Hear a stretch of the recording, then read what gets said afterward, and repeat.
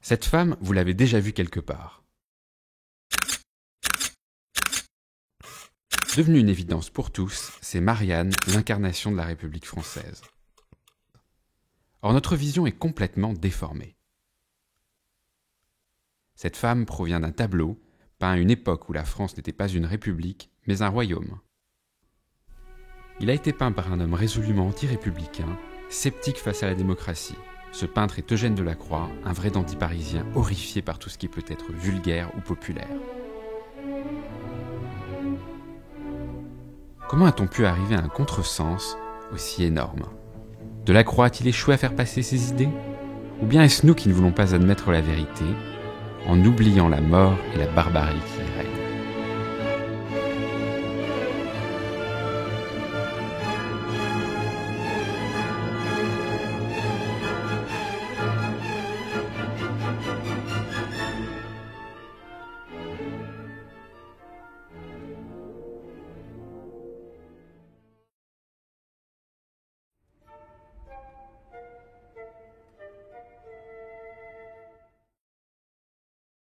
Qui est responsable de ce contresens ? C'est peut-être nous. À force de voir ce tableau, nous ne prenons plus le temps de le regarder. Tout a l'air simple. Drapeau tricolore, bonnet phrygien, sans culotte. À première vue, c'est une image générale de la République triomphante.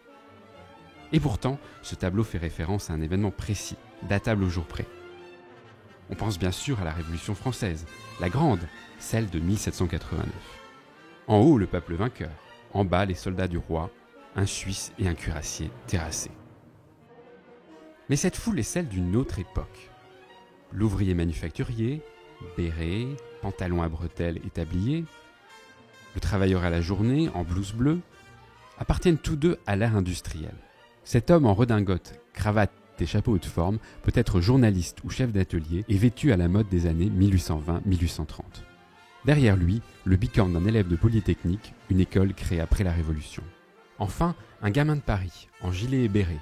C'est lui qui inspirera à Victor Hugo le personnage de Gavroche dans Les Misérables, dont l'action se déroule au début des années 30. À l'arrière, au-delà de la poussière et de la poudre, on découvre un bataillon d'infanterie, attaqué par les coups de feu qui partent des fenêtres. Et ce drapeau, au sommet des tours de Notre-Dame, est le signal d'une journée bien particulière. Nous sommes le 28 juillet 1830 sur une barricade.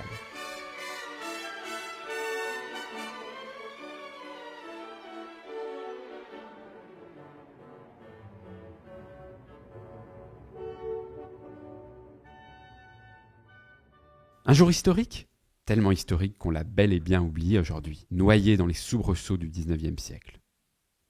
Depuis 1789, en effet, les régimes se succèdent très rapidement. Après la défaite définitive de Napoléon en 1815, la monarchie française est restaurée. 20 ans après la Révolution française, les deux frères de Louis XVI reprennent le pouvoir. Le second, Charles X, défenseur acharné de l'Église et de la tradition monarchique, règne depuis 6 ans, lorsque le 26 juillet 1830, il fait l'erreur de censurer la presse et de réduire un droit de vote déjà très limité. La réaction ne se fait pas attendre. Mené par des polytechniciens, le peuple de Paris construit des barricades et se révolte. Durant les 3 journées, surnommées les 3 Glorieuses, on se bat dans les rues, dans les immeubles.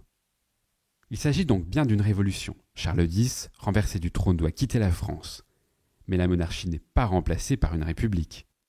La bourgeoisie d'affaires préfère confier le pouvoir à un cousin de l'ex-roi, le duc Louis-Philippe d'Orléans, prince plus libéral et bourgeois en apparence, mais rapidement aussi autoritaire et impopulaire que ses prédécesseurs. En somme, pas de changement profond. Ce n'est que 18 ans plus tard, après une nouvelle révolution, que la République parviendra à s'installer. Voilà pourquoi 1830, révolution ratée, a été si vite oubliée. Mais alors, pourquoi le tableau de Delacroix a-t-il fini par devenir plus célèbre encore que l'événement qu'il représente ? Remettons-nous dans le contexte de l'époque. Delacroix est loin d'être le seul à peindre cet événement. En 1831, au Salon des artistes à Paris, les peintres se précipitent sur ce sujet d'actualité.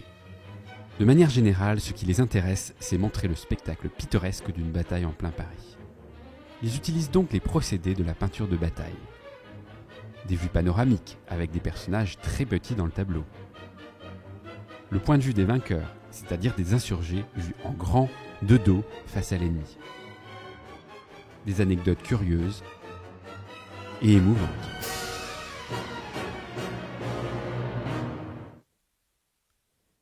Delacroix détonne en faisant exactement l'inverse. Dans quel quartier sommes-nous? À quel moment précis de l'action? Impossible de le savoir, car le spectateur est placé très bas, assailli par des figures aussi grandes que lui. La logique du combat n'est pas claire.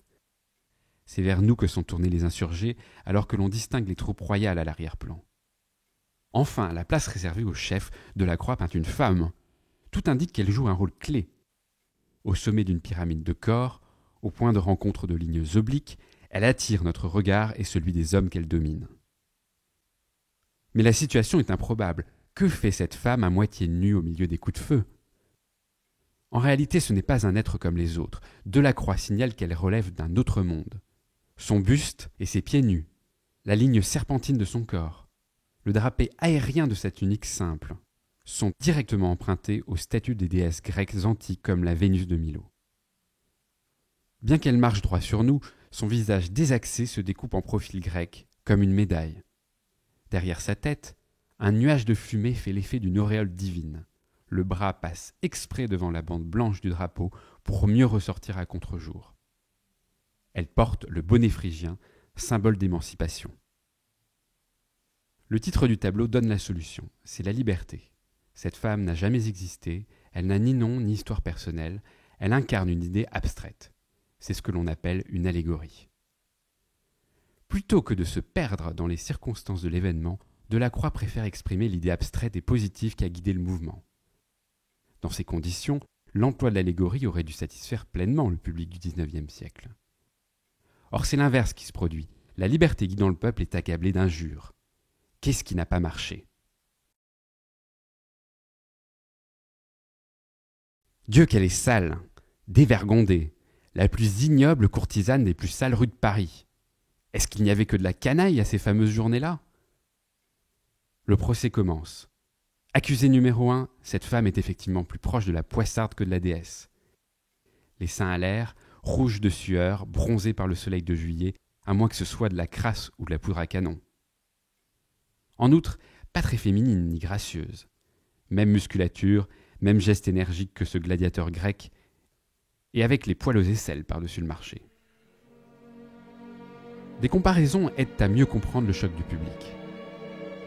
Depuis la Révolution française, les allégories de la liberté trônent comme des statues de déesses en majesté, belles, sereines et célestes. Même quand elles s'adressent aux hommes, l'allégorie ne se mêle pas à eux. La règle est simple, l'allégorie d'une idée positive doit toujours être idéalisée. Et quand à la fin du XIXe siècle, le sculpteur français Frédéric Bartholdi réalise une statue monumentale de la liberté offerte aux États-Unis, il respecte cette règle. Parfaitement statique, couronnée d'un diadème, la liberté tient la table de la loi et le flambeau de la vérité éclairant le monde. C'est une liberté universelle, rationnelle et pacifique. Exactement l'inverse de celle de Delacroix. Chauvine, crasseuse, débraillée et dangereuse, elle incarne toutes les dérives politiques. Et les complices ne sont pas mieux lotis. Accusé numéro 2, individu dangereux. Accusé numéro 3 et 4, jeune délinquant en situation de port illégal d'armes. Pour le reste, le peintre ne cherche pas à séduire. Pavé gris, poutre calcinée, ombre profonde, pieds sales, ongles noirs, poils pubiens. La violence omniprésente et les détails macabres achèvent de nous inquiéter. Plutôt qu'un grand peuple, on voit la populace, masse dangereuse et incontrôlable guidée par une furie, armée jusqu'aux dents.